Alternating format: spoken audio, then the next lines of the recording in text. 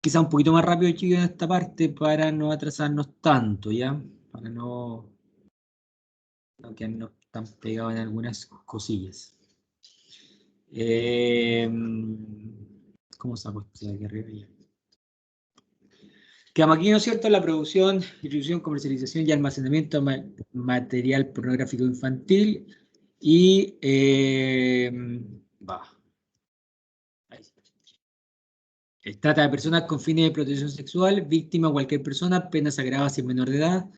Conducta a promover o facilitar la entrada o salida de personas del país para que ésta ejerza la prostitución en el territorio nacional o en el extranjero, basta con la intención, ya que es la trata de personas, ya con fines de explotación sexual. Y es lo que hablábamos antes en relación a la ley de responsabilidad penal juvenil, en la violación impropia, o sea, tener relaciones sexuales con menores de 14 años, son responsables penalmente cuando entre el imputado y la víctima hay al menos una diferencia de 2 años de edad, ¿ya? Que igual es complejo, po, ¿no es cierto? Y por eso que este tipo de situaciones de repente hay que tener cierto criterio, porque igual la diferencia no es tanta, ¿no es cierto? Cuando estamos hablando de menores de 14 años, ¿ya? Y de 3 años de diferencia en el caso de abuso sexual o producción de material pornográfico infantil, ¿ya? Eso es lo que señala la ley de responsabilidad penal juvenil. Y entramos entonces, chiquillos, a la evaluación de la credibilidad del testimonio en dinámicas de abuso sexual. Algunas cosas, ¿no es cierto?, importantes, ¿no es cierto?, que el estudio, ¿no es cierto?, de este autor que señala que el recuerdo absolutamente correcto no es la regla, sino más bien la excepción, ya a propósito de cómo funciona la memoria, y para poder entender mejor esto, es justamente el ejercicio que yo les quería hacer. No sé si está la Catalina y la Yerlin por ahí, o se nos quedaron en el café, o se fueron. Menos más que eran dos, porque si no, ahora si no están ninguna de las dos, ahí se nos Sí, va toda. Ya, acá a usted. ¿Me podría contar entonces qué hizo para su cumpleaños? ya el día del cumpleaños le había dicho que No, pero ¿qué hiciste para el cumpleaños? Respóndeme así libremente. Se le apagó el micrófono a la compañera. ya, ahora sí. Lo celebré con mis amigas y con amigos de mi pololo, estuvimos en mi casa. Recuerdo que había cuarentena y toque de queda. El día anterior fui a comprar las cosas del cumpleaños con una amiga que celebré el cumpleaños porque su fecha de cumpleaños estaba próxima también. Y al día siguiente dormí y descansé. Ya. ¿La Catalina está por ahí? No, la Catalina se nos fue, parece. Le voy a hablar por Lo- el grupo. ya, pero lo que dijo la Yerlin es exactamente lo mismo que nos dijo la primera vez que ella comentó de su cumpleaños.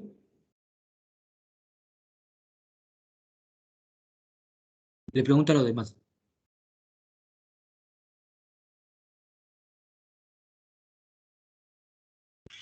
Según lo que yo recuerdo, sí. Quizás delante fue más detallada, pero es A mí parecido. también me dio la impresión de que era similar. Ahora fue más fluido. Ya, Similar, pero no igual. similar ¿Cierto, pero no profe? igual, ¿no es cierto? Similar pero no igual porque es imposible que sea igual, po. Y ahí incluso pasaron, no sé, po, eso fue como a las 9 de la mañana, ahora son las 11, pasaron solo 2 horas nomás, ¿no es cierto? Donde ella, si bien dice algo similar a lo que dijo en la primera instancia, no es idéntico como lo dijo en la primera parte, ¿no es cierto? La primera vez que le preguntamos. Entonces, ahí viene un poco la regla de la memoria, ¿no es cierto? Que es lo que señalaba, ¿no es cierto?, tu autor en la diapo que estábamos viendo, que los recuerdos nunca van a ser exactos en términos de cómo lo señala alguien. Es imposible que alguien recuerde algo y lo señale siempre de la misma forma, así como idénticamente, ¿cierto? Sino que van a haber criterios comunes, pero la persona probablemente en una oportunidad le va a agregar más detalle, en otra le va a sacar detalle, ¿no es cierto? En otra va a ser más corto, en otra va a ser más extenso, va a variar, ¿no es cierto? Va a variar el cómo lo señala Carolina. Profe, pero igual depende como del tipo de preguntas que le haga, yo creo, porque antes usted le preguntó como más focalizado, pues. Entonces Sí, igual es que me mató un poco el ejercicio la Yerlin porque ella me contestó en base como a las 3 preguntas que yo le había hecho antes, pues, ¿no es cierto? Entonces ahí lo mató un poco el ejercicio, pero esto, claro, era un ejercicio, porque ella me respondió al tiro en base a las 3 preguntas que yo le hice al comienzo. Me respondió lo que había hecho, lo que había hecho antes, lo que había hecho después.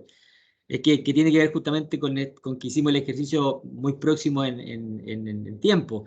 Pero cuando uno hace un peritaje, finalmente uno toma un relato donde el niño o niña ya ha pasado por lo menos, o sea, hoy día la ley dice que tiene que ser lo más próximo posible al, a la ocurrencia del delito, pero en un momento este informe se aplicaba, no sé, pues después de 5 o 6 meses, un año, desde cuando el niño vivenció la situación, entonces pasa un tiempo considerable, ¿ya? Las descripciones de eventos reales difieren en su contenido, calidad y expresión de aquellos hechos que son producto de la imaginación, y ahí está esta hipótesis, ¿no es cierto?, que señala que efectivamente algunos de los criterios que se establecen, ¿no es cierto?, de credibilidad justamente se basan en esto, ¿no es cierto?, que la descripción de eventos reales difieren en su contenido, calidad y expresión de aquellos que son producto de la imaginación, y ahí se hizo un estudio y se determinó, ¿no es cierto?, cuáles son estos criterios de credibilidad que debiesen tener un relato que se acerca a ser un relato creíble. El objetivo de la pericia no es indicar si lo hecho sucedió efectivamente en la realidad, o sea, en términos de veracidad. Lo que busca más bien el peritaje es evaluar si el relato aportado por la víctima cumple o no con criterios preestablecidos de credibilidad, ¿no es cierto? Entonces, están estos criterios que están preestablecidos, que son parte de los criterios de credibilidad, y lo que tú buscas es determinar si efectivamente el relato que tú estás analizando cumple o no con estos criterios, ¿ya? Pero tú no estás diciendo si el relato es verdad o mentira.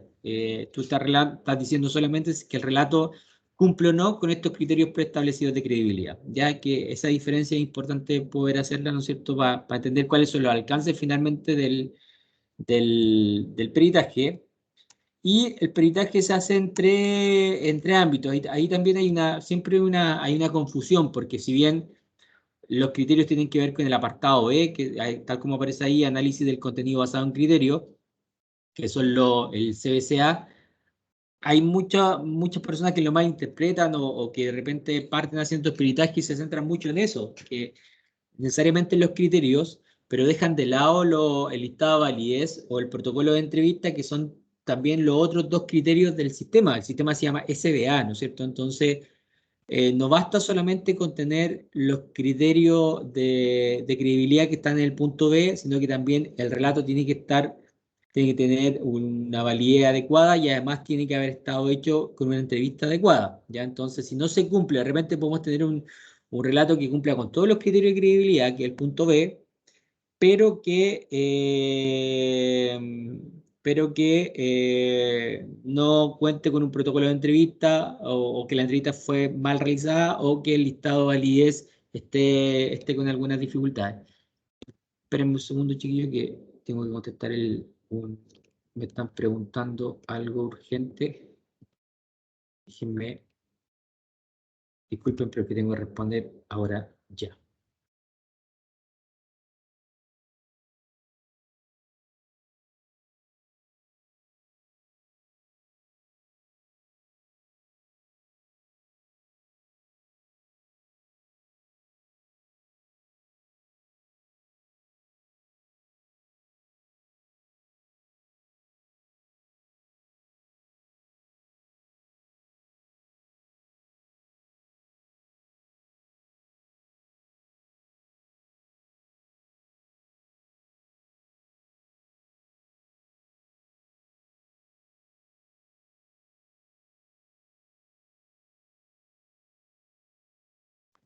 Ya, disculpen.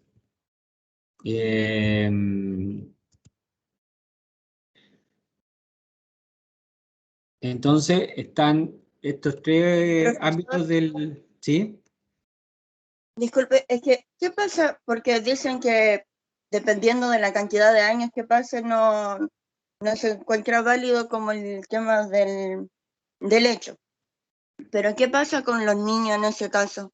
Por ejemplo, si uno hubiera sido, no sé, abusado o violado a los 4 y se da cuenta recién a los 9, 10 años, ¿Qué pasa en qué ¿cómo sentido? es el caso en ese? O sea, recuerden que los delitos ahora no prescriben, los delitos sexuales. Ahora, claramente el poder comprobar un delito que sucedió a los 4 años con un niño de 9 años es complejo, pues, ¿no es cierto? Es difícil, no es fácil. Ya por un lado, porque probablemente no vamos a tener indicadores físicos, y lo otro va a estar basado en el relato. Y el relato de un niño de 9 años, una situación que le ocurrió a los 4 años, probablemente va a ser bien complejo. Entonces, sí, en términos legales, es complejo probablemente comprobar la ocurrencia del delito. Y ahí se vuelve una situación bien lamentablemente inadecuada. Ahora, eso es el ámbito legal, pero necesariamente el niño en ese caso tendría que someterse a un proceso de reparación, ¿no es cierto?, producto de la situación de la cual fue víctima, ¿ya? Eh, entonces, es complejo, pues es complejo, sí, yo concuerdo contigo que ahí no es fácil, no es fácil. Pues, en general, el comprobar los delitos sexuales ya no es fácil, ¿ya? En una situación incluso distinta a la que señala la compañera, sobre todo cuando no hay indicadores físicos.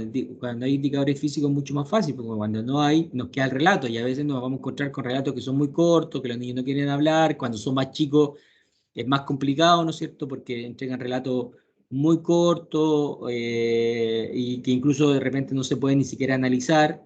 Entonces, es complejo lamentablemente.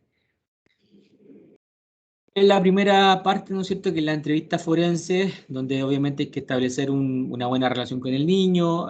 Se le pregunta si los niños saben diferenciar los conceptos de verdad y mentira, que son preguntas bien básicas que de repente a los niños se le hace. Yo en mi caso hago como, no sé, pues le digo, mira,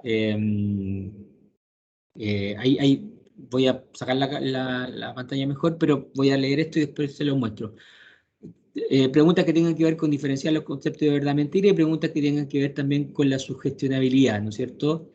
Explicitarle que les podemos preguntar algo una vez, y que él nos puede corregir, que pueden haber preguntas difíciles, otras fáciles, que esperamos que recuerde la mayor cantidad de detalles, pero no necesariamente tiene que recordar todo. Si hay algunas cosas que a lo mejor no recuerda, que nos diga que no recuerda nomás, ¿no es cierto? Y se hace el entrenamiento primero de otras situaciones y después se le pregunta por lo que le pasó, ¿ya?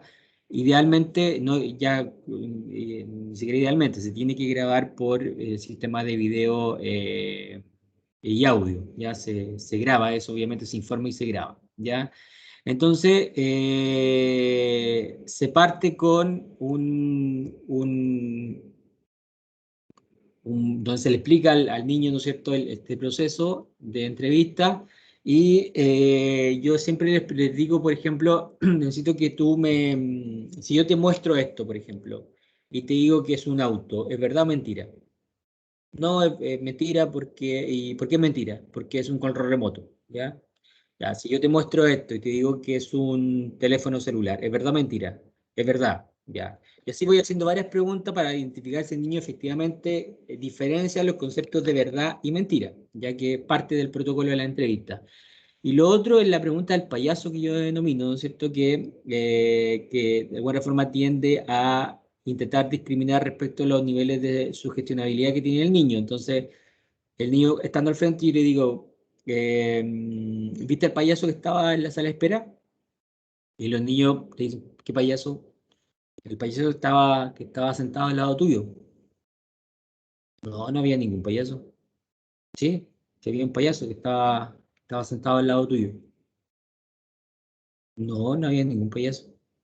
¿Cierto? Hay niños que se mantienen en eso, y uno le sigue insistiendo, pero si yo al momento fui, abrí la puerta, te llamé y vi que había un payaso que estaba sentado al lado tuyo, y incluso parece que estaba conversando contigo.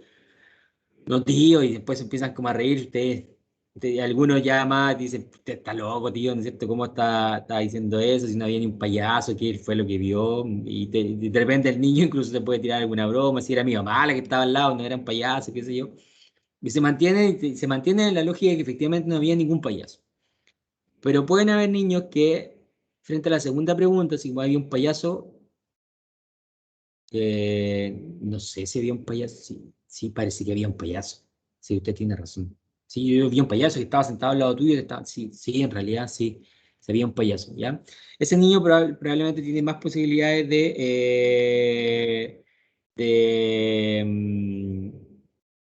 de lamentablemente ser más sugestionable por el entorno, ¿cierto? Entonces ese tipo de preguntas también se hacen para poder evaluar. Por lo general los niños, creo que, no sé, todos los peritajes, todos los niños responden más bien con un nivel de sugestionabilidad bien bajo, o sea, efectivamente no se logra mantener, ¿no es cierto?, la lógica de que efectivamente no había ningún payaso, ¿ya?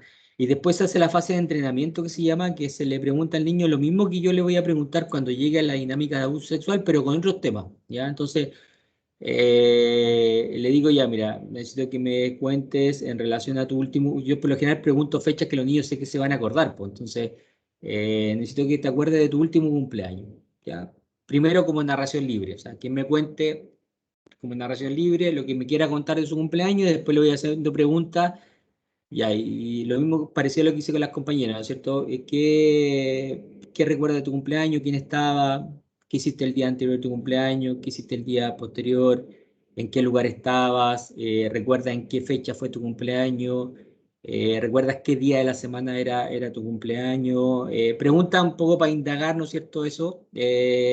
Que se llama fase de entrenamiento porque es más o menos la misma lógica de interrogatorio que yo lo voy a hacer después, pero ya respecto a la situación abusiva propiamente tal, ¿ya? También le voy a preguntar, le voy a decir, bueno, tú sabes por qué estás acá, ¿no es cierto? Los niños ya saben todo, ¿no es cierto?, por qué están ahí. Entonces necesito que me cuentes por qué, en relación al suceso que está en investigación, que me cuentes. Y primero como narración libre, ¿no es cierto?, que es lo que los niños quieran contarte. Y después la entrevista funciona con una especie de triángulo invertido, ¿no es cierto? Partimos con preguntas bien abiertas, lo más abierta posible, y a medida que avanzamos vamos haciendo preguntas un poquito más directivas, ¿ya? Ojalá, de hecho la metodología dice que ojalá entre menos intervención tenga el entrevistador, mejor, ¿ya? Ojalá que sea todo a través de narración libre y el entrevistador pregunte poco, y ya preguntas más cerradas tienen que ser necesariamente al final, ¿ya? Por ejemplo, no sé, pues si el niño siempre te ha hablado, ¿no es cierto?, de que la persona le hizo esto, la persona le hizo esto, y no ha dicho el nombre, obviamente al final de la entrevista tú tienes que decirle, ¿no es cierto?, ya, necesito que recuerdas el nombre de la persona que te hizo esto. Si el relato a lo mejor te ha dado harta información, pero no ha dicho nunca cuándo fue, qué fecha él recuerda, tú también al final de la entrevista se lo tienes que preguntar, ¿no es cierto? Si a lo mejor ha dicho detalles de connotación sexual, pero no ha sido específico en términos de qué fue efectivamente lo que le pasó, también se lo tienes que preguntar al final de la entrevista, ¿no es cierto? Él, no sé, él siempre tocaba mi cuerpo, qué sé yo, y siempre me... Ya, entonces, necesito que me digas qué parte del cuerpo él te tocaba, ¿ya? El niño te responde, ¿no es cierto? Y eso era por debajo, por encima de la ropa. Entonces, todas esas preguntas que son más específicas que uno tiene, por eso que al momento de la entrevista también tienes que estar súper atento a lo que el niño te está diciendo, ¿ya?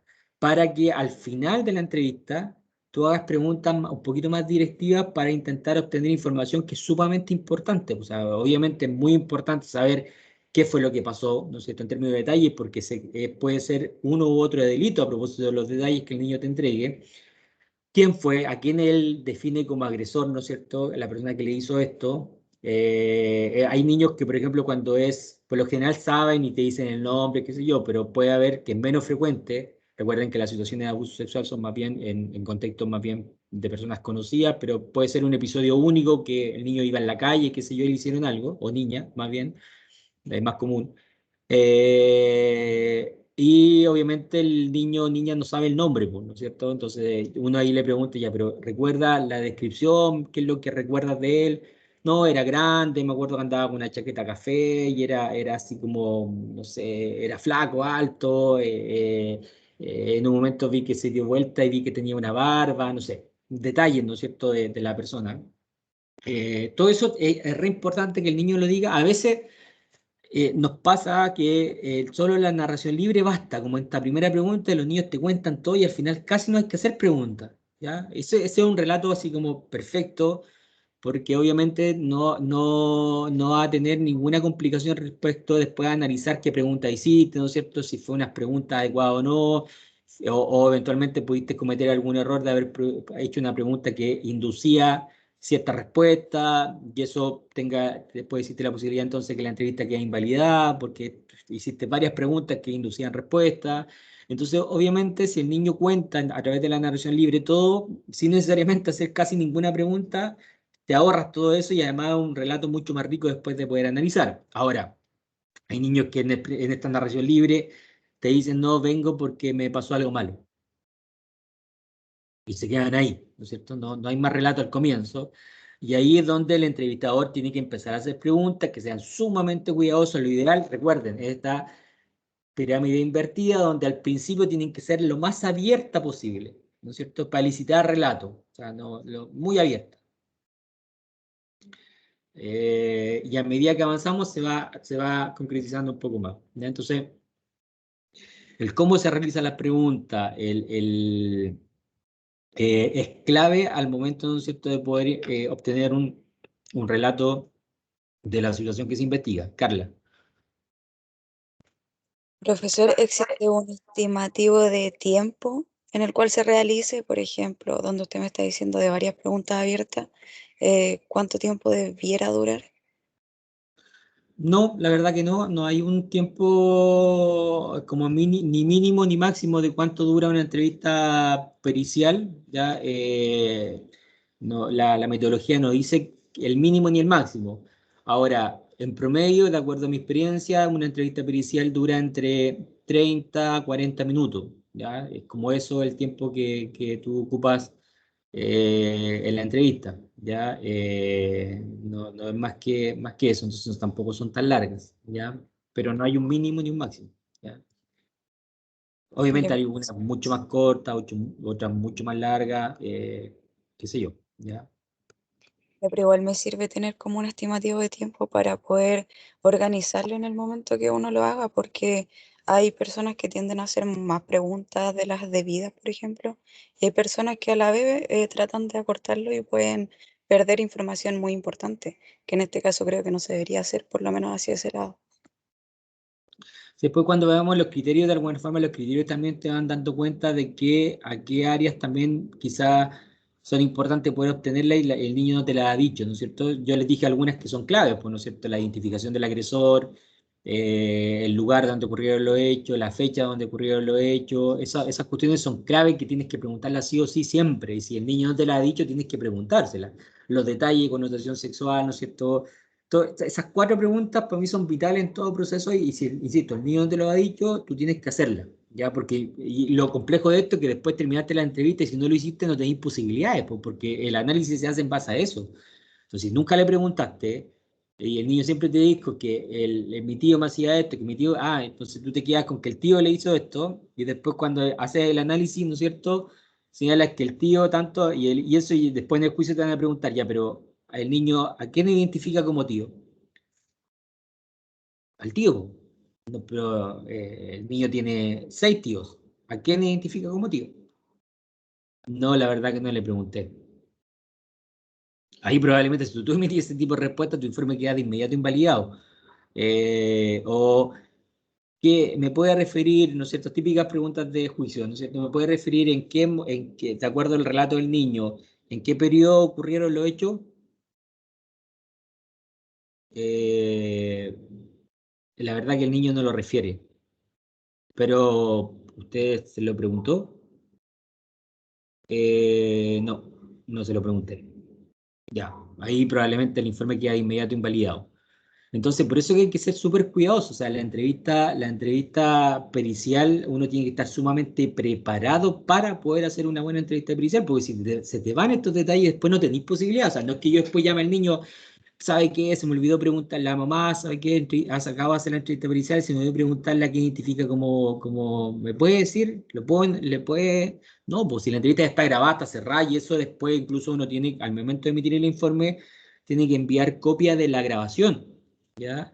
Y copia del relato, porque el relato se transcribe, ¿ya? Que es la joda de los informes periciales, ¿no es cierto? Que tú tienes que después transcribir de forma textual lo que el niño dijo y cómo se hizo la entrevista, porque después además puedes estar sujeto a unos cuestiones que para mí son antiéticos, pero que todavía se siguen haciendo, que son los famosos metaperitajes, ¿ya? El metaperitaje es un peritaje a tu peritaje, ¿ya? Que alguien lo agarra, ¿no es cierto? Y le hace un peritaje a tu peritaje, ¿no es cierto? Y da cuenta, ¿no es cierto? Analiza las preguntas que hiciste, analiza efectivamente las pruebas que tú aplicaste, te analiza toda la metodología, todo el informe, ¿no es cierto? Esa es la pega del metaperitaje. Finalmente la pega del metaperitaje es destruirte el peritaje. Y por eso que yo lo considero un poquito antiético. Pero se hace, po. Se hace que muchas veces tus peritajes van a estar sometidos a metaperitajes que los contrata la defensa, ¿no es cierto? La defensa contrata, hay dos psicólogas muy conocidas a nivel nacional que hoy día ya no tanto, pero durante un tiempo hicieron mucho metaperitaje a nivel nacional. De hecho, ellos recibieron como una sanción ética del parte del Colegio de Psicólogos, pero lo siguieron haciendo, ¿ya? Entonces, por eso hay que ser súper cuidadosos. La fase de narración libre que yo les decía, ¿no es cierto? Esto ya lo vimos, preguntar de lo más general a lo más específico, la pirámide invertida, ¿no es cierto? Focalización progresiva, evitando preguntas subjetivas. Clarificación, reformulación sintética del relato, hacer un resumen al final, ¿no es cierto? Al final, muy, muy al final de la entrevista, ya con preguntas cerradas y directas, solo al final, ¿no es cierto? Entonces, por eso, de nuevo, muy abierto al comienzo y a medida que avanzamos, y al final ya cerrada, en el caso que el niño no te haya referido a alguna información importante, y el cierre de la entrevista, que ya obviamente se le agradece al niño su participación. Yo por lo general ahí termino, le digo, mira, vamos a parar entonces la grabación, terminamos la grabación, y ocupamos un momento para donde yo le pregunto de nuevo otras cosas, ¿no es cierto? No sé, como que lo saco un poquito de ella la entrevista.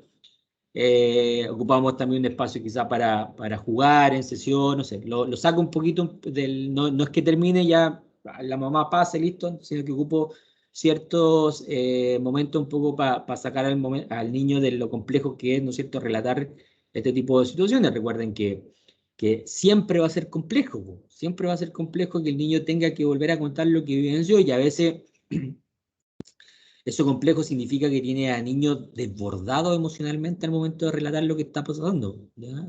Y es lo difícil del peritaje, porque alguien a nivel clínico, ¿no es cierto?, está haciendo una entrevista y pesquisa que a lo mejor hay ciertos temas que a la persona que estamos entrevistando le complican, y uno, bueno, no sigue indagando, ¿no es cierto? No pregunta más allá porque puede ser inapropiado, y un poco para cuidar también el bienestar de la persona que tenemos al frente. Y decimos, ya, no te preocupes, pues, ¿te parece si en otra sesión volvemos a hablar de esto? Veo que quizás no estás preparada para hablarlo, así que y uno lo saca, ¿no es cierto? Y se pone quizás a trabajar en otros temas. En la pericia no, po. En la pericia no pasa eso. En la pericia, la idea de la pericia es indagar, ¿no es cierto? Entonces, si el niño de repente tú lo ves complicado respecto a algún tema, si bien tienes que respetar eso, la idea es que tú sigas indagando un poquito para que el niño ojalá te logre entregar información. Entonces, eso es lo complejo de repente los peritajes, lamentablemente, porque como el objetivo es obtener información, y en esa sesión puede ser un poquito más complejo, ¿ya? Y después, bueno, se hace la entrevista entonces recuerden que teníamos estos tres apartados: protocolo de entrevista, análisis en base a criterio y listado de validez. Primero, los protocolos de entrevista tienen que ser de acuerdo a los que yo le dije, ¿no es cierto? Preguntas para diferenciar verdad y mentira, preguntas para indagar respecto a criterios de sugestionabilidad, y un entrenamiento previo, ¿no es cierto?, de entrevista con algunos temas que sean generales, y después la interrogatorio propio de la situación abusiva, que tiene que ser con esta pirámide invertida, con preguntas que estimulen la narración libre al comienzo, y a medida que avance pregunta un poquito más cerrada, y al final, solo al final, preguntas cerradas respecto a temas que quizás el niño no te ha dicho. No pueden haber preguntas que induzcan relato, ¿no es cierto? Ninguna, ojalá, pregunta que induzca algún relato. Y tiene que ser grabado en sistema de audio y video, ¿ya?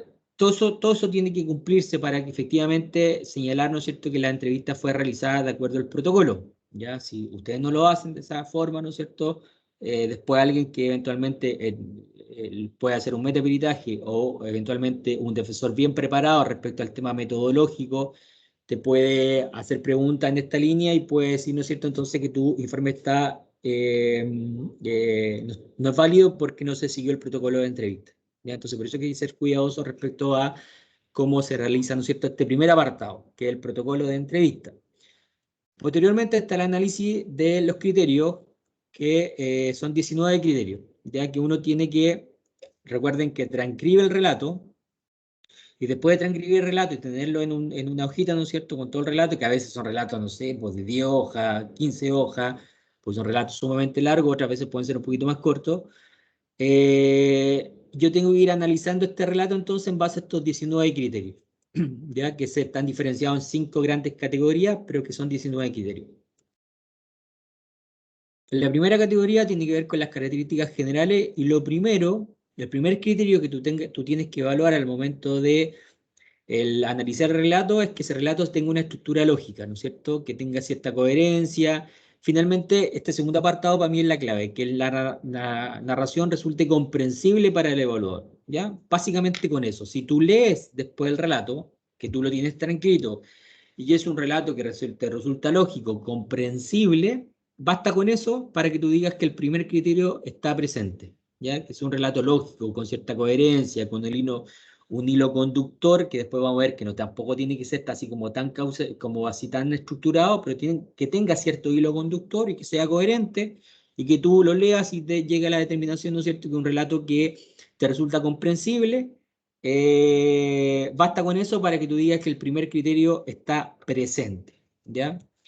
El segundo criterio, que si bien, como yo le decía, si bien tiene que tener una línea, ¿no es cierto?, que es lo que dice ahí, ¿no es cierto?, un hilo conductor, el relato se va saltando de temas, ¿ya? Se producen saltos de un tema a otro, aunque la unión de los fragmentos de origen a una historia lógica, se mantiene la lógica, pero va saltando de tema, ¿no es cierto?, que se diferencia, ¿no es cierto?, tal como dice ahí, entre un relato espontáneo y un relato excesivamente cronológico. Que un niño te dice, no, es que yo estaba en la pieza, después de la pieza, él entró, y después yo hice esto, y va todo el rato así, y así como súper, muy cronológico, casi como aprendido de memoria el relato. Es un relato que probablemente es muy estructurado. Los relatos reales van saltando de tema, entonces no dice, mira, estaba en la pieza, pero que estábamos ahí, y después llegó él y estábamos viendo monos. Eran unos monos que yo siempre veo, ¿sabes? Que esos monos yo los veo de chico, y son bonitos. Y después él llegó y estábamos viendo esos monos y se sentó al lado mío, ¿no es cierto? Cuando él hace, ¿no es cierto?, que va saltándose de tema, va conectando otros temas, ¿no es cierto?, que le han pasado a él. Eso es parte de un relato creíble, ya que no se mantiene así lineal o estructurado completamente, sino que va saltando, se mantiene una lógica, pero va saltando de temas, manteniendo el hilo conductor. ¿Se entiende? ¿Sí o no? Profe, ¿Sí? es como, ya, si el niño me va dando detalle por detalle, no es tan creíble, sino que como dentro de su relato igual es lineal, pero en salto de tema es más creíble.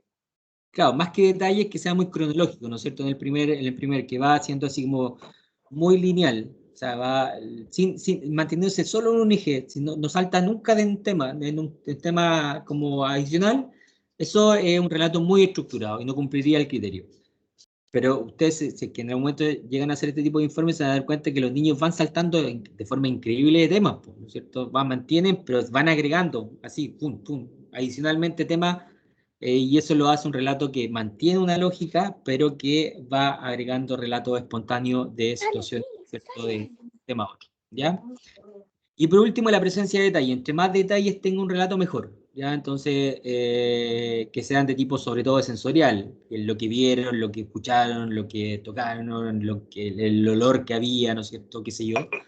Detalle de lugares, personas, acciones, objetos, ¿no es cierto? Y los detalles no necesariamente tienen que estar asociados directamente al evento abusivo, sino que pueden ser detalles adicionales. A propósito de esta incorporación de temas, ¿no es cierto?, adicionales, los niños van agregando detalles espontáneamente y un relato que tiene que tener una presencia de detalle importante. Tampoco la metodología te dice el número de detalles que tiene que tener para tú acreditar este criterio, ¿no es cierto? Dice que tiene que tener una abundancia de detalles. Entonces, por lo general los relatos pasa eso, pues, ¿no es cierto? Pasa que los niños te dicen, no sé, estábamos ahí viendo tele y de repente estaban dando Tony Jerry en el televisor y llegó mi mamá y me dio bebida, era una Fanta, me acuerdo que era una Fanta la bebida que me dio, ¿no es cierto? Y todo ese tipo de cosas que son detalles que no se asocian directamente al evento abusivo aportan mucha riqueza al relato, porque el niño eventualmente si está mintiendo no tendría por qué agregar esos relatos, pues, ¿no es cierto? Que son en rigor detalle que, insisto, no están directamente relacionados al evento abusivo, pero que el niño los va agregando espontáneamente. Y así, durante todo el relato, ¿no es cierto?, va agregando detalles. ¿Ya? Entonces, si tenemos un relato que resulta lógico, que además no es completamente lineal, se va saltando de tema y además tiene una cantidad importante de detalles, uno puede decir entonces que los tres primeros criterios están presentes, que tienen que ver con las características generales. ¿Ya? Tres primeros criterios presentes en el relato del niño. Después pasamos a la segunda categoría de criterios, que son los contenidos específicos. Ahí el niño tiene que dar cuenta de una adecuación contextual, que en definitiva relato con información atingente a coordenadas espacio-temporales en las que ocurre el evento. ¿Ya? O sea, tampoco, y ahí hay que ser cuidadoso, porque hay gente que dice, ya bueno, entonces si el relato, el criterio 4 dice que el niño tiene que dar cuenta de su adecuación contextual, el niño tiene que decir la fecha exacta cuando ocurrió el evento. Eso es imposible, ¿no es cierto? Es imposible que el niño, sobre todo cuando son más chicos, diga que esto pasó el 4 de junio del 2019, pasó después el 17 de mayo del 20 y tanto, después pasó el día lunes 3 de junio. No, eso no es, el criterio no tiene que ver con eso, porque los niños de hecho no van a recordar ese tipo de información. Algunos pueden que lo recuerden, pero no, por lo general no lo van a recordar. Pero sí está asociado, ¿no es cierto?, a su rutina, ya a su cotidianidad, como dice ahí. Entonces los niños dicen, pucha, no me acuerdo, tío, las fechas, pero no, yo me acuerdo que estaba en quinto básico cuando partió todo esto. Sí, me acuerdo perfecto, en quinto básico. Recuerdo, tiene que haber sido como en los meses de abril, o sea, perdón, de junio, porque hacía frío. Entonces, lo señalan, ¿no es cierto?, en términos contextuales, más o menos las fechas donde habrían ocurrido los hechos. Ya estamos hablando entonces cuando el niño tenía estado básico, entonces tenía tanta edad, ¿no es cierto? Estamos hablando del año tanto, y además el niño refiere que parece que en los meses donde hacía frío, por tanto estamos hablando quizás de invierno, te agrega detalles, ¿no es cierto?, de que tienen que ver con el tiempo donde habrían ocurrido los hechos. Va a depender también si estamos hablando de situaciones que son episodios únicos, situaciones que son sistemáticas, ¿no es cierto? Recuerden que hay niños que han sido víctimas, obviamente no solamente un evento, sino que varios eventos. Y además que te digan dónde habrían ocurrido estos hechos. Es importante eso también, ¿no es cierto? Por eso yo le decía que una de las preguntas que uno tiene que hacer, si el niño te lo ha dicho, es preguntarle dónde. Entonces acá este criterio te dice que tú des cuenta de más o menos el tiempo de dónde habrían ocurrido, si el niño no logra dar cuenta más o menos del tiempo en términos del espacio, en términos de lo histórico, ¿no es cierto?, cuándo habrían ocurrido los hechos, y además el lugar, ¿no es cierto?, dónde habrían ocurrido los hechos. Si están esos dos criterios, o sea, si está esa información, uno puede decir entonces que el criterio está presente, ¿ya? Pero insisto, no es necesario que el niño te dé la fecha exacta del delito. Y descripción de interacciones, ¿ya? Que dé cuenta, y aquí tiene que haber tres eventos, tiene que haber una acción, reacción y otra reacción en respuesta a esta última, ¿ya? Que es como raro al momento de leerlo, dice, se debe dar una acción, una reacción y otra reacción en respuesta a esta última. O sea, el niño dice que yo estaba en la cama sentado, ¿no es cierto?, y llegó él y se sentó al lado mío, ¿no es cierto? Y yo después, cuando él se sentó al lado mío, me paré, ¿no es cierto? Y él después, y ahí ya se cumple, porque están los tres, ¿no es cierto? Se cumple ya esta descripción de interacciones.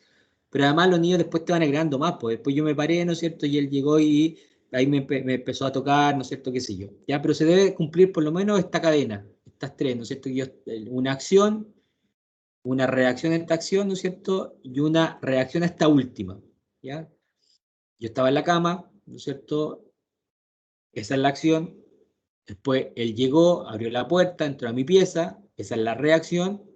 Y cuando él llegó, ¿no es cierto? Y yo sentí que él venía a hacer lo mismo, me traté de acomodar, me paré, ¿no es cierto? Me tapé, ¿no es cierto? Y esa es la reacción hasta última, ¿ya? Y además después, insisto, los niños van agregando más, pues después yo me paré y él hizo no sé qué cosa, qué sé yo. Pero tiene que haber por lo menos descripción de interacciones que cumplan con ese criterio. Para seguir el análisis de cualquier relato, tienen que estar estos 5 primeros criterios. ¿Ya? Si no están estos 5 primeros criterios, uno de inmediato en rigor podría decir ya, no continúo el análisis porque ya estamos frente a un relato que no cumple con los criterios, que son mínimos. ¿Ya? Tienen que estar estos 5. Que son, como les digo, que sea lógico, que vaya saltando de tema, que tenga una presencia importante de detalles, que dé cuenta de la fecha aproximada de cuándo habrían ocurrido, que están asociadas también a su rutina, y además el lugar donde habrían ocurrido, y que tenga descripción de interacciones. Esos 5 criterios tienen que estar presentes en toda análisis para continuar con el relato, con el análisis del relato, ¿ya? Después viene reproducción de conversaciones, que es una incorporación de una interacción verbal específica en la que el niño utiliza el mismo lenguaje y modo empleado por los hablantes, que distinto a la anterior, donde él describe interacciones, acá lo que se hace es reproduce conversaciones. Si uno habla de este criterio, ¿cómo creen ustedes que podría, o un ejemplo de cómo podría ser? Dice reproducción, la que niña utiliza el mismo lenguaje y modo empleado por los hablantes. Es como reproducir verbalmente lo que le dijo en tal momento, así como cosas que lo marcaron. Pero tírate un ejemplo.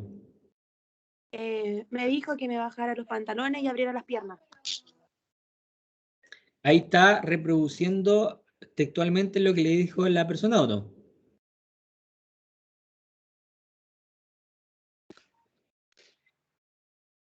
El niño da como una conversación en tercera persona, profesor. Pero ejemplos, para hacerlo más concreto. Es que no sabría decirle, pero sería como una conversación, o sea, él diciéndolo, pero en tercera persona. Ya, pero sí, pues, claro, pero Yo he lo que dice la compañía. escuchado videos, por ejemplo, de una niña hace un tiempo que subió un video diciendo del tema de ella en las redes sociales y decía que de lo único que se acordaba es que él le decía que se subiera encima de él, una cosa así. Ella lo contaba así, entonces no sabría decirle si está bien dentro o no. Es distinto que el niño te diga, y después él me pidió que yo me bajara los pantalones, ¿no es cierto? Y que me subiera arriba de él.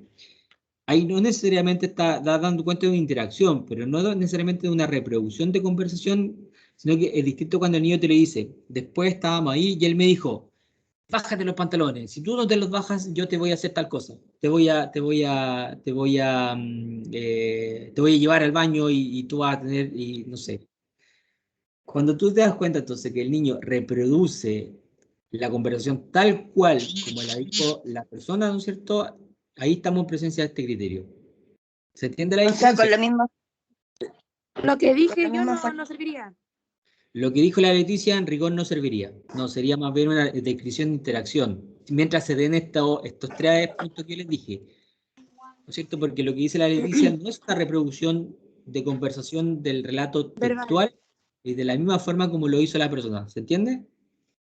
Profesor, yo eso Sí. lo entiendo en la lógica en la que puede haber un adulto inculcándole al niño cierta respuesta, dado que el niño nos dice así como lo que pasó, lo que le dijeron a él como en primera persona y dice así como la situación pero vista como desde afuera, como omnipotente, como que estaba así, pero no la estaba vivenciando, o no lo entiendo.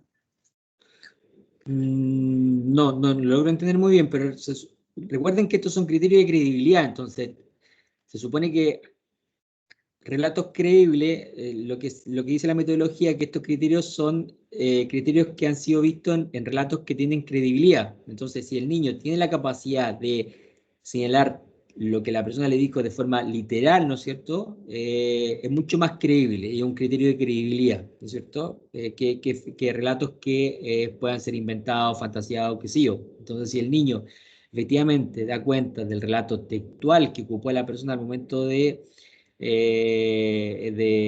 evento abusivo, eso es mucho más creíble que si no lo hace, ¿ya? Por eso que está conceptualizado como un relato creíble.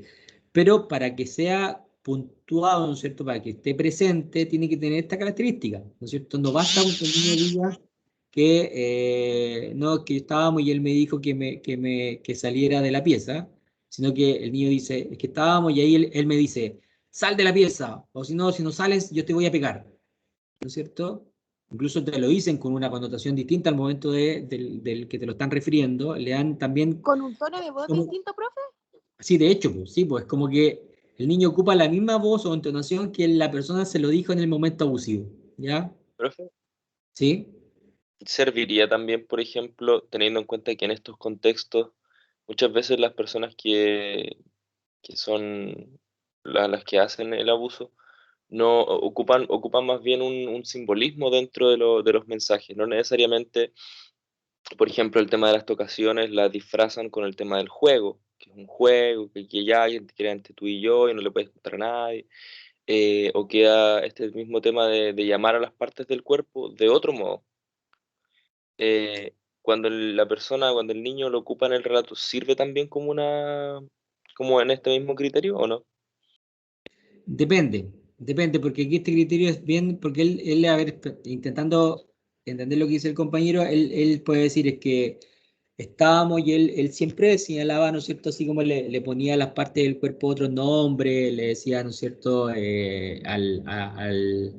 siempre me decía, por ejemplo, cuando hablaba de mi pene, él le decía, no sé, pirulín, ¿ya? Ahí no cumple el criterio, ¿no es cierto? Porque él te está contando, pero no está ocupando, te lo está diciendo, pero no está ocupando la misma reproducción de conversación que le hizo en el momento específico. Ahora, si el niño te dice, ¿no es cierto? Volviendo al mismo ejemplo, a ver, estábamos ahí, ¿no es cierto? Y él siempre cuando se refería como a los órganos, me decía, mira, Juanito, lo que vamos a hacer ahora es que tú vas a tener que bajarte los pantalones y yo te voy a ver el pirulín. Ahí cuando él dice eso, cuando dice, está reproduciendo textualmente una conversación que el agresor tuvo con él, cumple el criterio. ¿Se entiende? En definitiva es una Profe, reproducción textual de una parte de una conversación que él tuvo con esta persona, que es textual. profe, pero, o sea, lo que pasa es que no sé si me equivoco, pero los niños siempre cuando están contando algo, uno sí puede diferenciar cuando, por ejemplo, en el colegio las tías le dicen algo o alguien diferente, uno puede identificar qué palabras son del niño y qué cosas son como que vienen de otra persona o de un adulto o de otro contexto, yo no sé. O sea, yo que soy mamá, yo sí puedo identificar eso. Pero Y ejemplos, pero un ejemplo para poder... claro, eso es como un ejemplo, que uno puede, claro, los niños tienen una forma o sea, los niños tienen una forma de verbalizar, de dirigirse. Y cuando es algo que no es inherente a ellos, igual se nota, se puede notar. Sí, sí, pero acá insisto, estamos frente a un criterio que es sumamente básico, chiquillo. Es si tú das cuenta que dentro del relato el niño da cuenta en algún momento dentro de lo que está contando, de una parte de una conversación con el mismo lenguaje que ocupó la otra persona, uno da cuenta que el criterio está presente o no. Ya es tan simple como eso. ¿Ya? Ahora, Profe, ¿sí? Es que yo creo, igual entiendo lo que dice la Ángela, pero yo creo que ella tiene el caso que es mamá, pero algunos no tenemos el caso de ser papá, y aparte uno no conoce a todos los niños. Como para Es que generalizar eso a todos los niños son distintos. Hay el niños que otro, pueden hacer cosas. claro, pues, lo que dice la Ángela está bien, pero ya es una interpretación que hace tal como dice la Leticia, ¿no es cierto? Una interpretación que hace la mamá respecto a que ella conoce, entonces sabe cuándo el niño a lo mejor puede. Acá no, pues acá se supone que es literal, o sea, tú revisas una cuestión que está en un papel, ¿no es cierto? Y no da mucho pie a una interpretación, ¿no es cierto? Sino que más bien está presente o no está presente. O sea, el niño, dentro de lo que te refiere, da cuenta de relatos, ¿no es cierto?, de conversaciones literales que la persona habría ocupado al momento de cometer los hechos, sí o no, ¿ya? Es como parafrasear, pues, profe, ¿o no? Por ejemplo, sí, sí, sí, pero tiene que ser textual, ¿no es cierto? Tiene que ser textual a cómo la persona se lo habría dicho, ¿ya? Y es Profesor, claro, la verdad que es clarito, chiquillo, cuando ustedes se enfrentan, porque los niños incluso cambian como la atenuación. Como les digo, es distinto que te diga que estábamos frente al computador y él me dijo que apagara el computador, ¿no es cierto? A que te diga que estábamos frente al computador y él me dijo, mira, apaga el computador, si tú no lo apagas, vamos a tener problemas. Es completamente distinto el uno con el otro, ¿no es cierto? En el primer ejemplo que yo le estoy dando no está presente el criterio y en el segundo sí está presente. ¿Mm?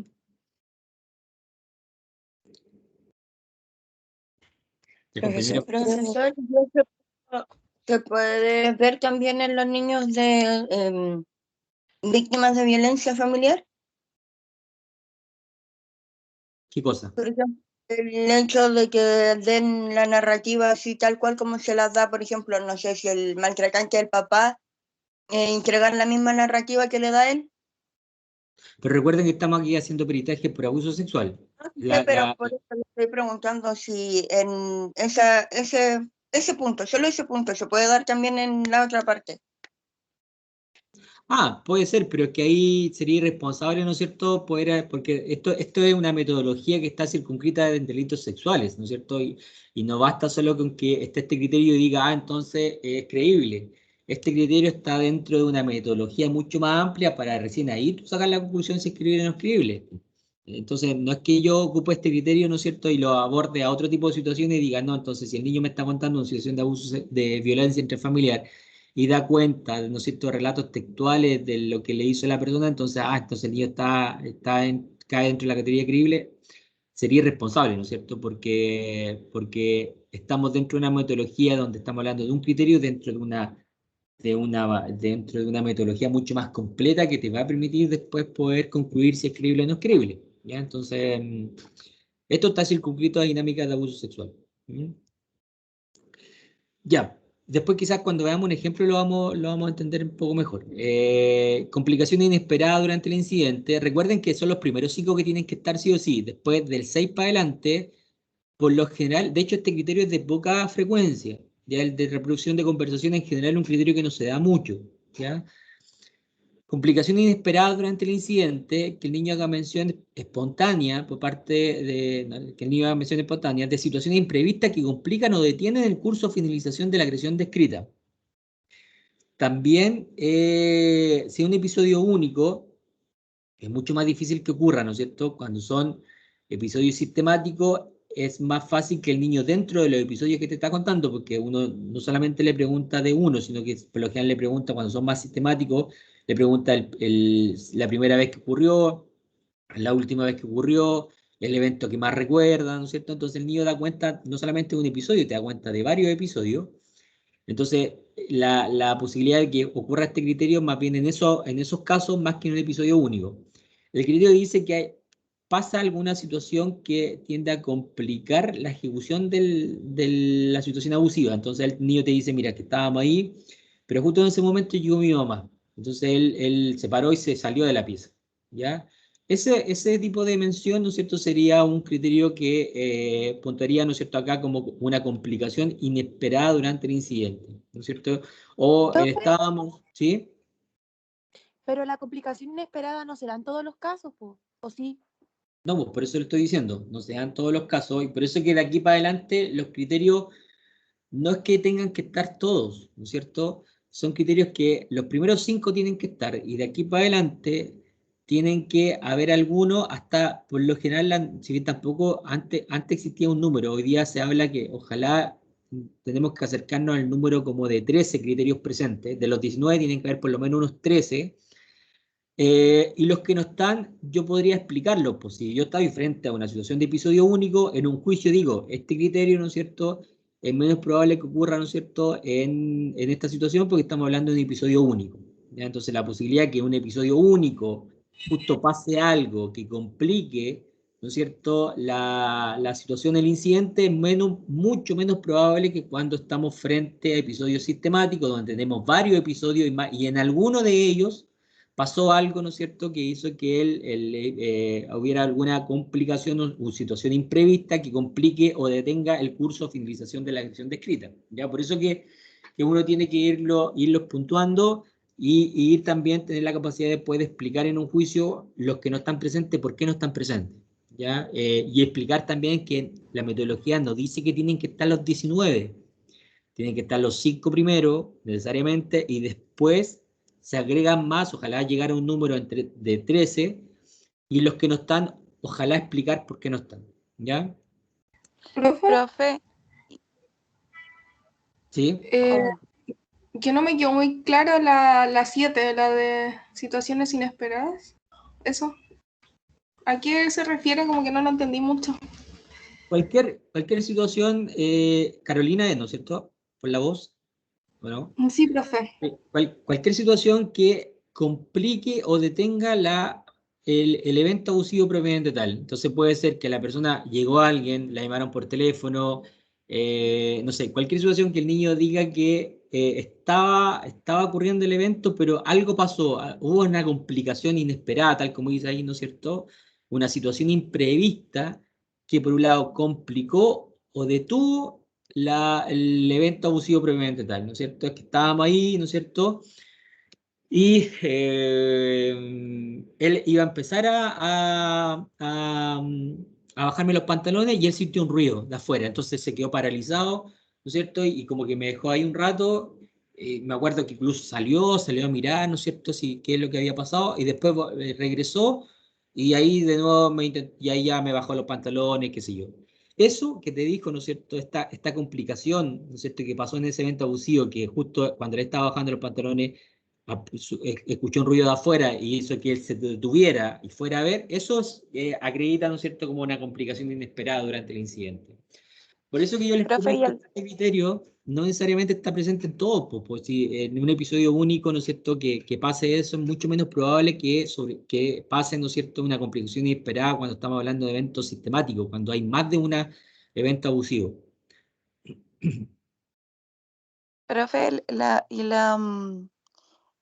por ejemplo, cuando no hay diálogo, por ejemplo, en una casa, un abusador o un violador lo hace de forma silenciosa, ahí como en qué criterio entra o cosas así que van directamente al acto o a tocación o al abuso propio, pero no hay un diálogo, por ejemplo, en un episodio único. Sí, pero hay interacciones, ¿ya? Y por eso que recuerden, los 5 primeros tienen que estar. En el 5 primeros, si uno ve, en ninguno te dice necesariamente que tiene que haber un diálogo. Te dice que tiene que haber interacciones, que no necesariamente es diálogo. No es que el niño, la interacción puede ser una interacción que no tenga diálogo. A eso voy. Ah, perfecto, ya, con eso. Ya el criterio Profe, 6, que dice que no es obligación que esté, ya está hablando de conversaciones, ¿no es cierto? Pero es un criterio que no necesariamente tiene que estar presente en todos. ¿Mm? Profe, ¿Sí? disculpe, una última pregunta. Como este relato es libre, yo me baso y saco los criterios en base a lo que el niño me dijo, porque igual este análisis se hace después. Yo no voy a estarle preguntando así como ya, si veo que tengo muy pocos criterios, no voy a estarle preguntando, haciéndole preguntas así como ya, pongamos el 7. Ya, si veo que no está, yo no le puedo preguntar al niño así como, no hay ningún momento que la haya interrumpido o cosas así, porque no sería como, o O ya, si no me describe una interacción, pedirle que me la describa. ¿Eso no sería correcto, ético, sí? Sí, sí, una buena pregunta, porque efectivamente es así, pues, o sea, de hecho, por eso que el criterio dice mención espontánea, ¿ya? Mención No puedo espontánea, pedir yo. no, claro, pues, si no se invalida el criterio, Ya, porque el día el niño te lo dice, pero te lo dice porque tú se lo estás preguntando, pues. Entonces, sí. por eso que es la mención espontánea, ¿ya? Detalles inusuales, detalles poco comunes de cocinar al considerarse muy por sobre la capacidad de invención del niño, en especial en niños muy pequeños, ya, o sea, como detalles como que sean casi, este criterio es muy propio quizás de niños más bien preescolares, entonces lo que uno hace es que después si está entrevistándote a un niño o entrevistando a un niño más grande, es muy probable que este criterio no aparezca, ¿no es cierto? Porque es un detalle como muy poco inusual que aparezca en el relato, que uno dice, pero qué raro que apareció este relato, pero después uno lo logra entender de por qué efectivamente está presente. Entonces, es uno de los criterios que es de muy poca posibilidad de aparición, o sea, casi no aparece en los relatos, que sea un detalle ¿Podría inusual. dar un ejemplo? Me pasó ¿Cuál una pura, creo que me ha pasado como 2 veces que yo he cocinado este criterio, que una vez un niño me dijo que estábamos ahí en mi casa, ¿no es cierto? Y de repente yo miro por la ventana y estaba entrando una vaca en mi patio. Dice ese detalle que él entregó, ¿no es cierto? Que estaba entrando una vaca a su patio. Después, claro, en el contexto de él y por el análisis de toda la información, él vivía en un contexto rural, ¿no es cierto? Vivía efectivamente en el campo, donde la probabilidad de que efectivamente entrara una vaca al patio era alta. Entonces, ese detalle, por ejemplo, que es un detalle completamente inusual, ¿no es cierto? Que entre una vaca al patio, uno lo puede cocinar acá, ¿ya? Pero son detalles de ese tipo que uno dice, pero qué raro que aparezca este detalle. Entonces, por eso que es muy poco común y se da más bien en niños más chicos, ¿ya?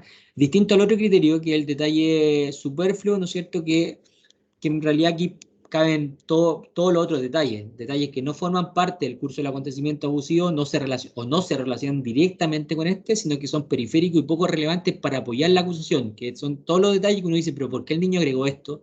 No tendría si eventualmente estuviera mintiendo, no tendría por qué agregar tanto detalle, no tendría que decir el color de la bebida, no tendría que decir que estaban dando en la televisión, ¿no es cierto? No tendría que, no sé, todos esos detalles que de repente uno dice, pero el niño lo agregó espontáneamente y uno dice, pero son detalles superfluos, tal como dice ahí, ¿no es cierto? Que aportan obviamente riqueza al relato, pero que el niño no necesariamente tendría que haberlo dicho.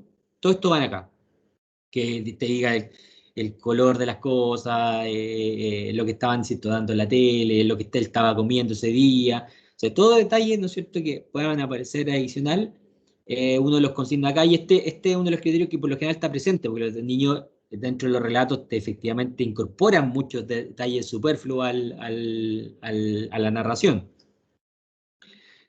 Incomprensión de detalles relatados con precisión, de nuevo, es un criterio de muy poca frecuencia y se da más bien de nuevo en preescolar. Entonces, de nuevo, si tú estás entrevistando a un niño, a un adolescente y no está este criterio, uno después en un juicio le explica que no está presente por la edad del niño, por la edad del joven, ¿no es cierto?, a la joven, que da cuenta que el conocimiento sexual de ella le permite, ¿no es cierto?, ya tener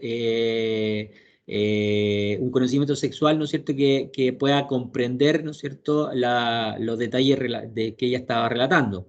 Entonces, la definición dice narración de detalles que por la experiencia del niño, niña, adolescente o sus escasos conocimientos sexuales no le resultan comprensibles, pero que el adulto es capaz de entender de manera certera. También muy poco frecuente, pero sí les pongo un ejemplo de una vez que yo lo tuve, que yo creo que era un ejemplo muy gráfico. Una vez un niño me dijo, él me estaba haciendo eso, tío, y de repente yo veo que como que se puso un envase de helado en el pene. Entonces era un envase de helado que se puso en el pene y después se lo sacó y lo botó. Eso que el niño, obviamente, por la edad, no le permite entender, ¿no es cierto?, de la situación, ¿no es cierto?, y del detalle, que en este caso, obviamente, un adulto que escucha eso sabe que el niño se está refiriendo a un preservativo, pero que el niño, por su escaso conocimiento, ¿no es cierto?, de este ámbito, no sabe que es un preservativo, por tanto, él lo interpreta como un envase de helado. cabe dentro de este criterio. Por eso que les comentaba que es un criterio que más bien está presente en niños menores, niños preescolares que todavía no tienen un conocimiento sexual acabado, ¿no es cierto? Entonces, algunas situaciones la interpretan de acuerdo a su conocimiento, pero un adulto es capaz de entender a qué se refiere. ¿Se entiende? ¿Sí? ¿O no? Sí, profe.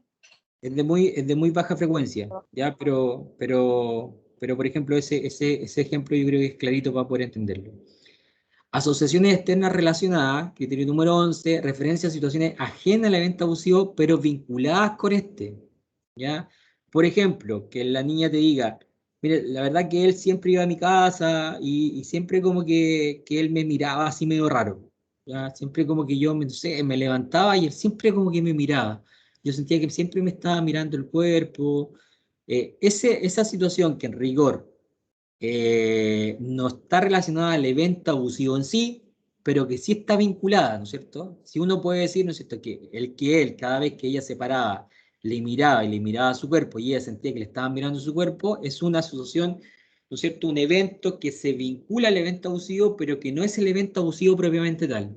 ¿Se entiende?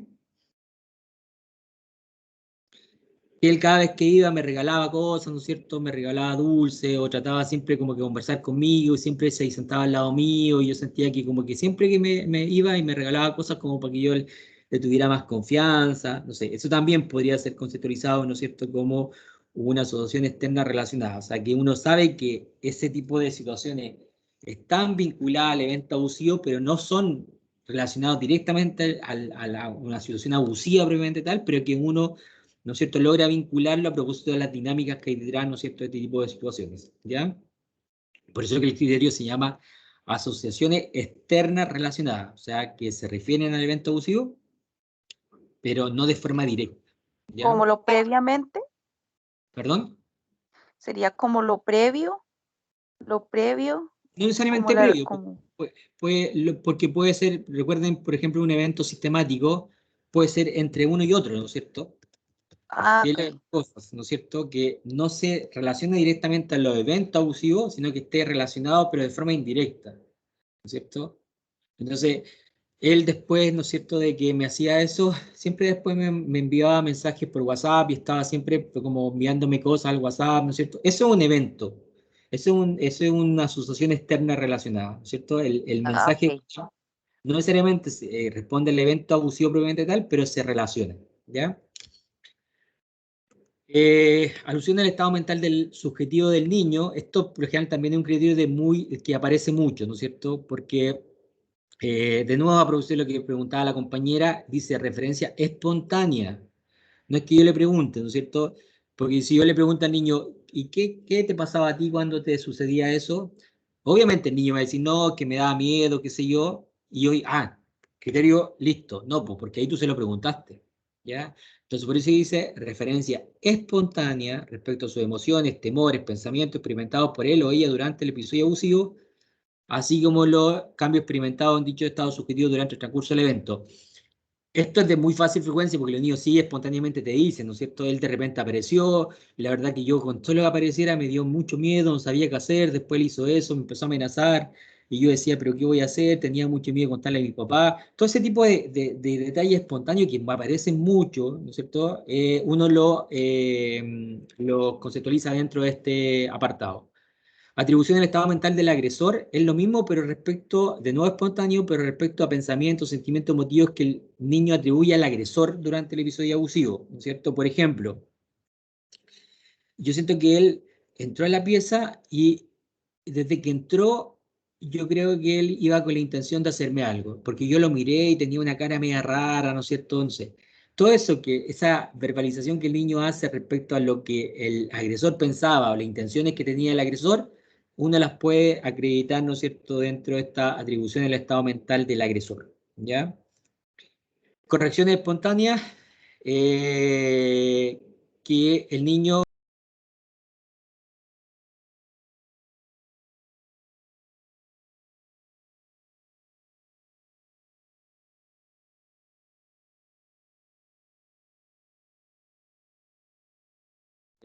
Me acuerdo que pasó el día viernes porque yo estaba en el colegio. No pasó el día viernes, pasó el sábado. pasó el sábado porque yo me acuerdo que no fui al colegio ese día. Esa corrección espontánea. Profe, ¿ya no está mostrando la diapo? Sí, la estoy mostrando. ¿No se ve? No la veo yo. Sí no se tengo ve, pantalla. profe. Debe ser el Sí internet se de la ve. Leti. A lo mejor soy yo. No la tengo en pantalla completa, pero sí la estoy mostrando. Ay, ¿qué me habrá pasado? Ya no importa. Aquí salgo muy bonito. Ya, sí, tiene que salir y entrar Yo quizás. tampoco la veo, profe. Voy a ponerlo como pantalla completa. Ahí, por si acaso. Ahí está como pantalla completa. ¿Se ve? Ahí se ve. Sí, ahí se ve. Ya. Corrección ahí. espontánea, entonces, que el niño espontáneamente se corrija, ¿no es cierto? Que el ejemplo que yo les daba, que era el día viernes porque estaba, no era el día viernes, fue el día sábado porque yo no estaba yendo, no estaba asistiendo al colegio y yo me acuerdo que ese día él llegó a mi casa, qué sé yo, ¿ya? Admisión de falta de memoria, este también es criterio bien presente, ¿no es cierto? Que el niño diga, ¿no es cierto? De nuevo en el mismo ejemplo, voy a poner el mismo ejemplo para estos tres porque estos tres se tienden a confundir estos tres criterios. El de corrección espontánea, admisión de falta de memoria y dudas sobre el propio testimonio. Admisión de falta de memoria es que el niño diga, bueno, no sé si lo voy a poner para los tres criterios, pero que el niño diga, fue el día viernes, no, fue el día sábado, ¿no es cierto? Sí, fue el día sábado porque yo me acuerdo de esa, pero la hora no me acuerdo, sí, no me acuerdo, no sé, no me acuerdo qué hora era cuando él llegó, no recuerdo, ¿ya? Todo eso que el niño espontáneamente admita que hay cosas que no recuerda, ¿no es cierto? Uno lo señala como dentro de este criterio. Y el otro que es duda del propio testimonio, es que el niño diga, no, que fue el día viernes, no, fue el día sábado porque yo me acuerdo cuando estaba en el colegio y fue como a las 5, no, fue a las 6, no, a las 7, fue a las 5, a las 6, por ahí, como entre las 5, las 7, las 8, no sé, como que él mismo dude respecto, ¿no es cierto?, a la posibilidad de haber imprecisiones en el relato, ahí uno lo puntea como dudas del propio testimonio, ¿no es cierto? Que es distinta a la corrección espontánea, pero la corrección espontánea el niño hace como le dice que fue que te puede decir, ¿no es cierto? Fue el día viernes, no fue el día sábado, no sé, en realidad, no sé qué día fue, no me acuerdo si fue día viernes o sábado. Eso acredita como duda del propio testimonio, no como correcciones espontáneas, porque el niño no es que se corrija y se mantenga, ¿no es cierto?, en que fue el día sábado, sino que dice, fue el día viernes, no fue el día viernes, fue el día sábado, no, en realidad no sé si fue el viernes o sábado, fue el viernes o sábado, no sé. Ahí él señala una duda, ¿no es cierto?, sobre el propio testimonio. Autodesaprobación, muy poco probable. El 17 y el 18 son de muy poca probabilidad, ¿sí? Disculpe, es que me generó una confusión porque no entendí la diferencia entre el 15, admisión de falta de memoria, y el 16 porque los encuentro demasiado similares, como que si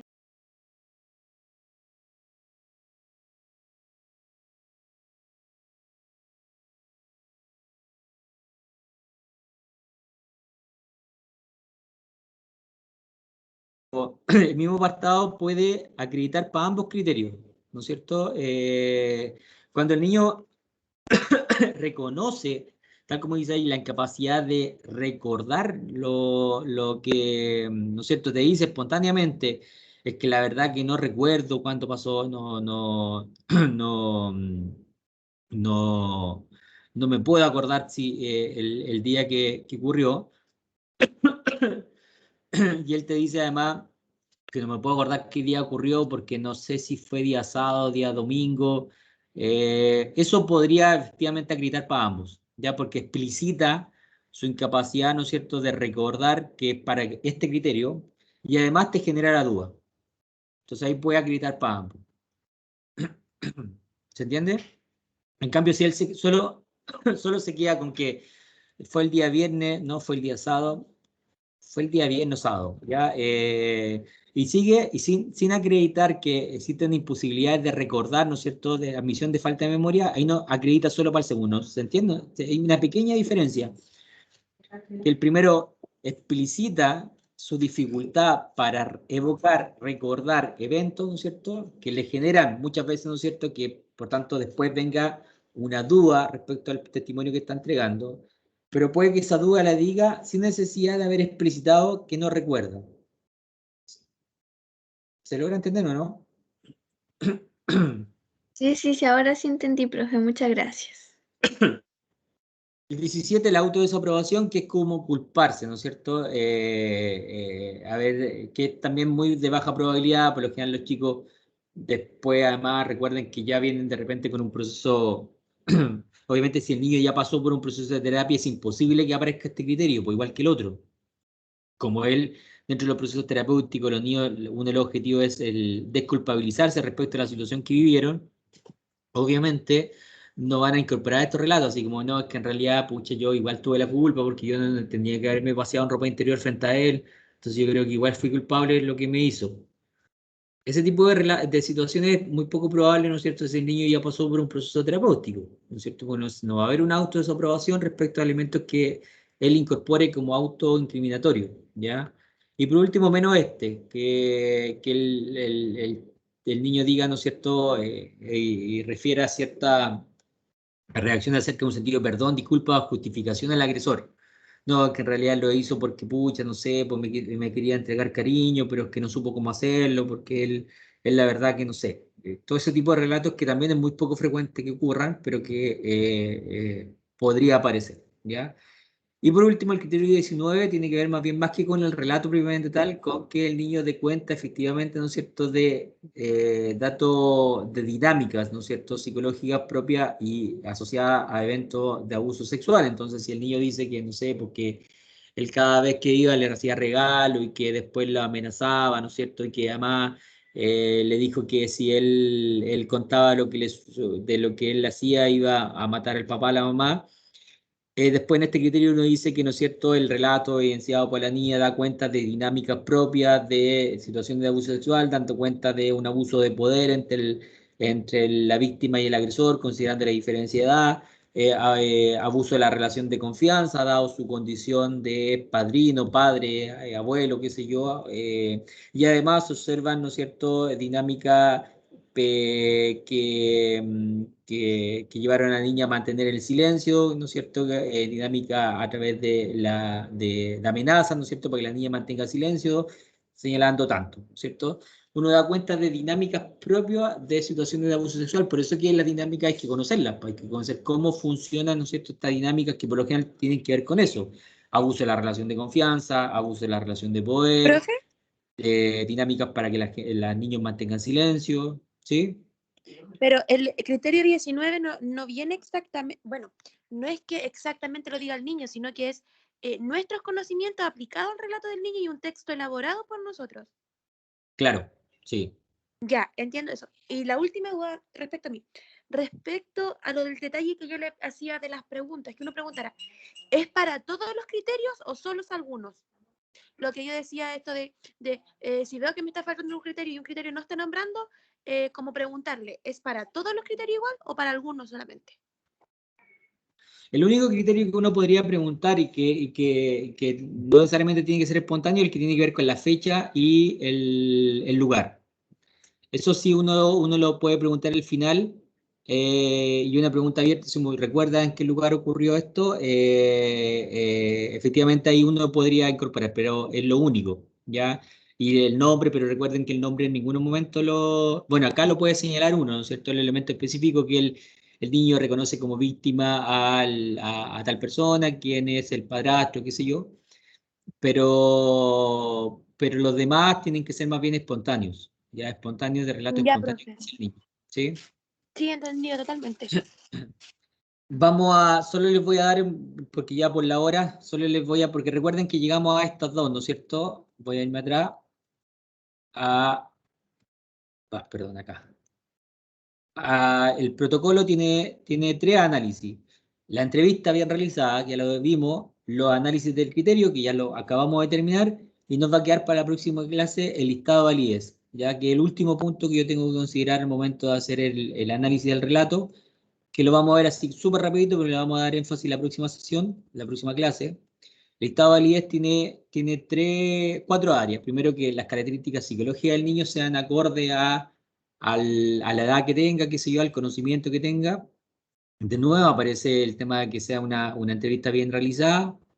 Algunas cosas que uno tiene que indagar respecto a motivos para informar en falso, si hay cierta ganancia secundaria por haber revelado esto, si hay presiones de parte de terceros, ¿no es cierto? Eso hay que indagarlo, y si el relato, por ejemplo, resulta consistente con con otra declaración, porque eso también es importante. Tú siempre vas a tener disponibles las otras declaraciones que ha entregado el niño a niña, y uno lo compara, ¿no es cierto? El relato que tiene que haber entregado a ti el niño tiene que ser consistente en términos generales con la declaración efectuada en el mes de diciembre del año 2020 que se tuvo acceso en la carpeta de investigación. Eso coloca uno en el informe, ¿no es cierto? Que el relato es consistente. No es igual, no puede ser igual, ¿no es cierto? De acuerdo al ejercicio que hicimos, es imposible que sea igual, pero es consistente, o sea, en términos generales. Puede ser, ¿no es cierto?, que aparezcan inconsistencias que uno tiene que ser capaz de poder identificarlas, ¿no es cierto? No sé, pues, pero inconsistencias muy evidentes. Si el niño te está diciendo que a ti, que estas situaciones ocurrieron en la playa, y en la declaración anterior señaló que las situaciones ocurrieron en la casa de Talca, es inconsistencia, y una inconsistencia que uno tiene que señalarla ahí, ¿no es cierto? Porque es una inconsistencia muy evidente de que en el término de que primero a ti te diga que todo esto ocurrió en la playa, y en todas las declaraciones anteriores ha dicho que estas situaciones habían ocurrido en Talca. Entonces, ahí uno analiza, ¿no es cierto? Analiza las declaraciones anteriores con las que tienes tú, y en general tienen que ser consistentes en términos generales, ¿ya? Pero eso lo vamos a ver con detalle en la próxima clase, para finalmente el listado de validez. Uno, con todo eso, determina la categoría si es creíble o no es creíble. O hay una tercera categoría que es indeterminado, que es cuando de repente los relatos no se pueden analizar, son muy cortos, qué sé yo, ahí caen dentro de la categoría indeterminado, ¿ya?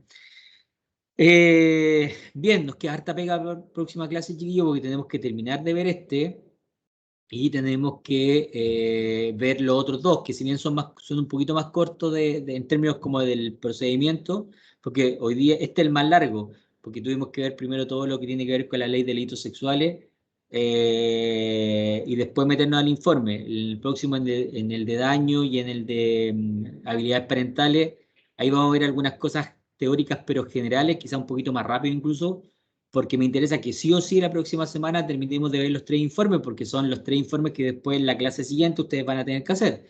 Entonces, les pido que por favor quizás puedan leer para la próxima clase los documentos, para poder quizás pasar más rápido lo teórico, ¿no es cierto? Y centrarnos más bien en lo práctico, que tiene que ver cómo hacer el informe, ¿no es cierto? Cómo redactarlo, qué cosas tienen que incluirse.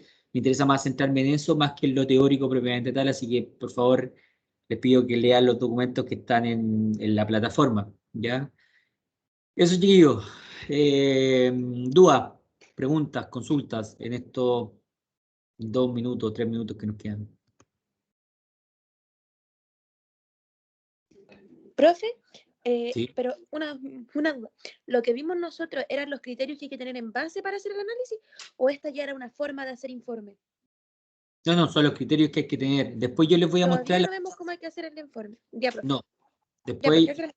sí, la próxima semana yo les voy a mostrar un informe, un prototipo de informe. Sí, y Ya, ahí ustedes. Si bien igual es parecido, porque uno va señalando el criterio, va señalando dónde aparece ese criterio, ¿ya? Pero se los voy a mostrar. Les pido también que quizás puedan, como que lean también, hay un texto que habla justamente de todos los criterios, ya que los va explicando, entonces que lo puedan revisar. Ojalá que puedan revisar también el listado de validez, para que la próxima semana vamos un poquito más rápido en eso. Más rápido. Ya, profe. Sin ningún problema. Lo puedan revisar. Ya, pues, estamos entonces, pues, para respetar la hora de término. Para el lunes, chiquillos, disculpen que mezcle las asignaturas, pero como nos estamos viendo muy seguido, para el lunes el tema del espejo, del video que vamos a ver, vamos a ocupar una metodología muy similar a lo que tiene que ver con los espejos generales. Entonces, les voy a pedir que quizás se los voy a mandar por mail, pero